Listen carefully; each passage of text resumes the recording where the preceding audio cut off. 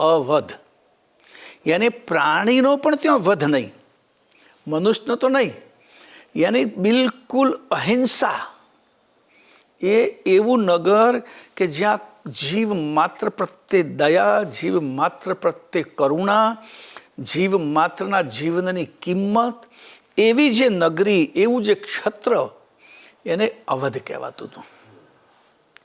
એટલે આ બધી વાતનો વિચાર કરીએ ત્યારે આજે આખી દુનિયામાં જ્યાં જુઓ ત્યાં આતંકવાદ, અનેક જાતના દુરાચાર, હત્યા, એ તેમાં જીવ હત્યાએ તો જાણો કે માજા જ મૂકી દીધી છે.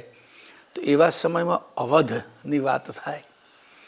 એ વખતના મહાપુરુષોએ અવધની કલ્પના કરી કે કોઈની પણ હિંસા ના થવી જોઈએ. તો એવી અવધ નગરી અને ત્યાં શ્રી રામનું પ્રાગટ્ય